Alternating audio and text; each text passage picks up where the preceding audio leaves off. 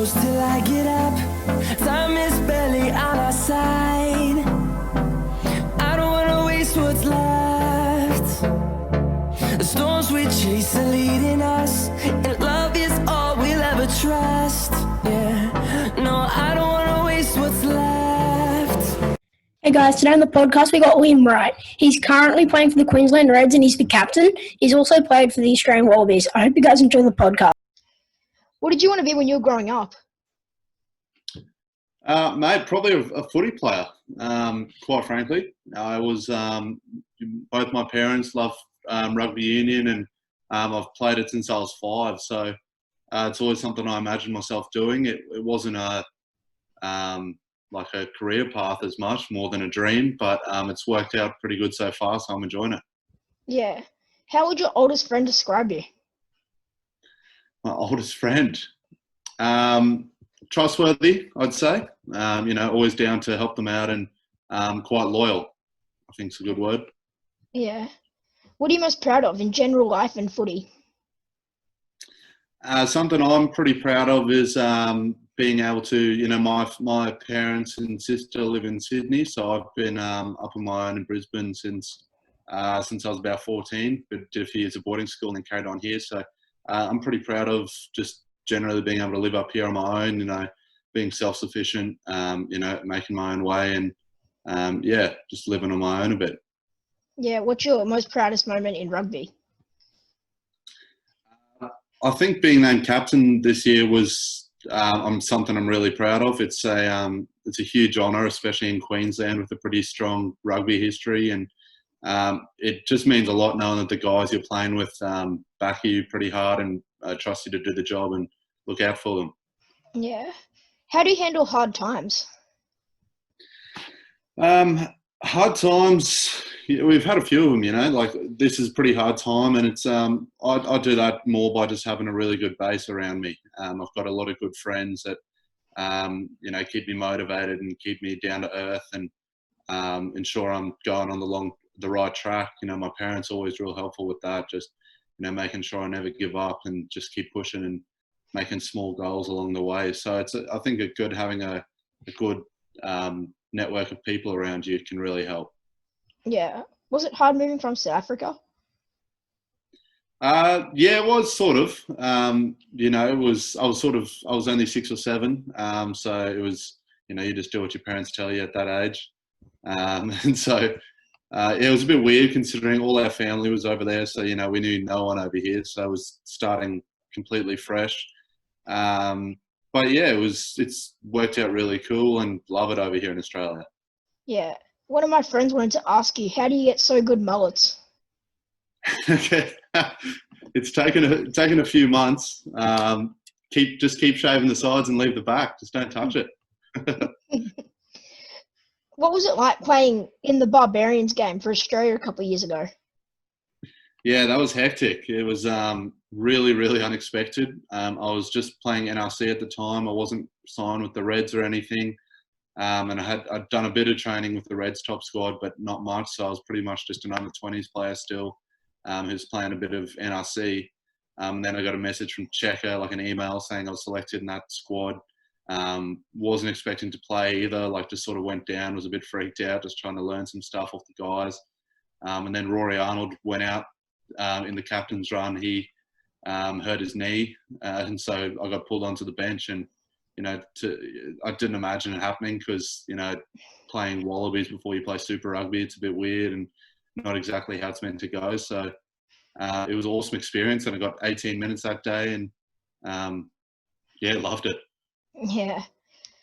How have you found the game style and training with the Reds in the past couple seasons? Pretty good. It's changed a bit. I think we've gotten a lot smarter. We've, gone from just probably quite a physical approach of just bashing each other, trying to sort of become hardened enough because we're quite a young team, trying to get sort of physically ready for Super Rugby and stuff. Young guys, making sure we're just smashing in the gym, getting ourselves big enough to play. Getting used to that sort of contact level that you get with stronger guys in Super Rugby.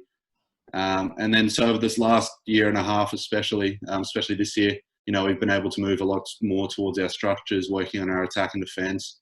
So we've got a really good base now and base of guys that we trust to do the job. So, we've put a lot more work into actually attacking our structures, unstructured attack as well. Jim Mackay, our attack coach, is really good with that. He's written a PhD on the thing, so it's pretty cool. And our training's evolved quite a bit, actually. Yeah. What was it like playing for the Wallabies last year? Yeah, it was awesome. It was just sort of a culmination of a lot of years of hard work. Sacrifices, moving away from my family, stuff like that, the things that they've given up for me. I know they want to see me succeed as much as I do. So it was just awesome for it to all come together. And we didn't get the result on the day. Wasn't a great result, but still just sort of, it was just sort of, acknowledging a lot of hard work has gone into it, and more so for people other, friends and family to enjoy. I was so stoked that they could be represented and feel proud of me like that. So yeah, it was just an awesome feeling. Yeah. Are you enjoying playing for the Reds and captaining the team? Yeah, big time, 100%. It's been really, really awesome. The last 3 years, this is my third season, have been just unreal. It's a really great group of guys, just an awesome locker room. The coaches are always pushing us, and we're just getting used to each other and finally finding our feet. We were getting a bit of momentum together in this last, few games here before it all got called off. So I was, really enjoying my role and learning how to captain a bit better. So it's been just an awesome journey so far. Yeah, were you surprised when you were announced captain? Yeah, I was a bit. Yeah, I was expecting it probably to go to Rodder. He was sort of the probably more obvious choice.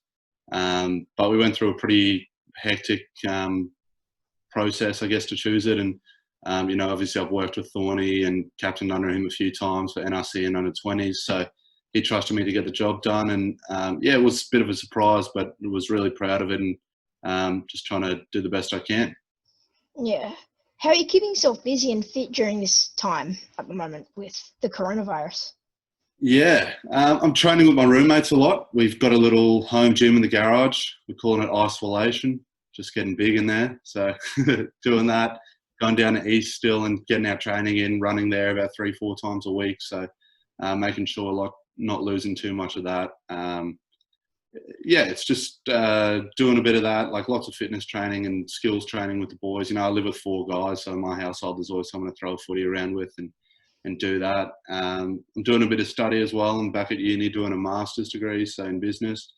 A few assignments to keep me busy, and otherwise just finding things to do, watching a few movies, reading some books, just chilling out. But yeah, it's mainly the study and the training that are still keeping me pretty hectic the moment. Yeah. What skills have you been working on? What skills, as in rugby skills? Yeah. Just been doing a bit of stuff around, a lot of catch pass stuff. Obviously can't do any real contact stuff at the moment with, the social distancing and that. So doing a lot of catch pass, just trying to work on, delivering the ball under pressure, getting up and down off the ground, just stuff like that. Conditioning skills as well, which working under fatigue and being able to keep your passes crisp and that while you're tired. So doing them at the end of conditioning sessions and mainly that. So we'll get used to a bit of more contact skills once we're allowed to sort of train together again, which will be good. Mainly just doing stuff like that, hand-eye, just anything with the ball, really. Yeah. How long till you are training back with the team? We're not too certain yet. We're still waiting on a bit of government direction, but it's looking like hopefully towards the end of May. I think club rugby training will start around June 1st. But the way it looks was that we'll be able to get it in groups of about 10 or so and do some non-contact training and skills and stuff, hopefully mid-May to late May, which would be ideal. Yeah. I've got a question here from Tate McDermott. Yeah. Why are you called Lord Growler? Lord Growler. Jeez.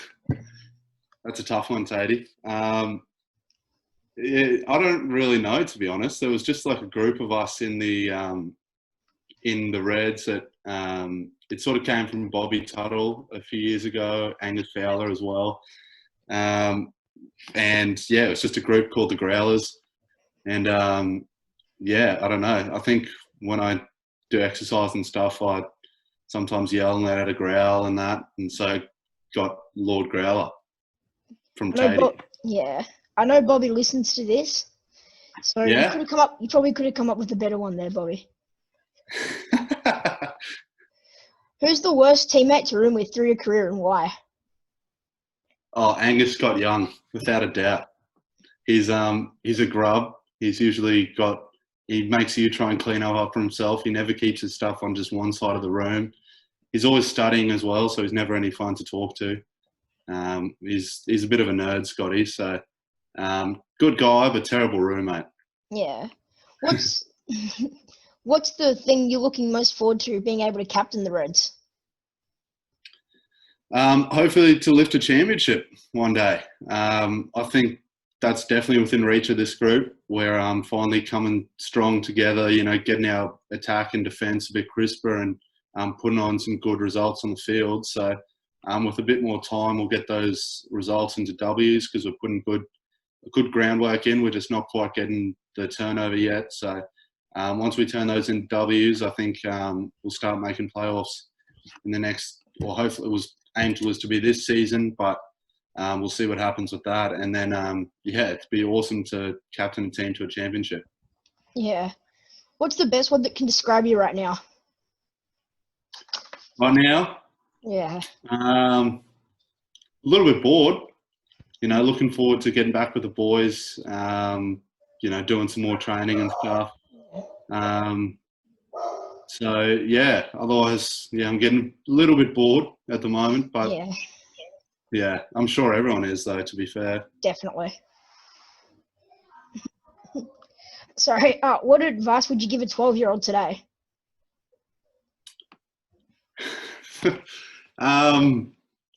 Geez, that's a good question. Very deep. What would I say? I'd just say keep finding the fun in things, even with footy and stuff. Don't take it too seriously. Make sure you're always enjoying it. Find heaps of hobbies, play basketball, footy, whatever. Just always keep moving, having fun. Stay in school. That's a good one. But, make sure you're enjoying yourself. It's a pretty good time of life. There's not much to worry about, so have a fun time. Yeah, thanks for coming on today, Liam. No worries, MG. Cheers for having me. So that was Liam Wright. I really hope you guys enjoyed the podcast. Don't forget to go and like and subscribe on YouTube, subscribe on Apple Podcasts, and I'll see you in the next one. Thanks.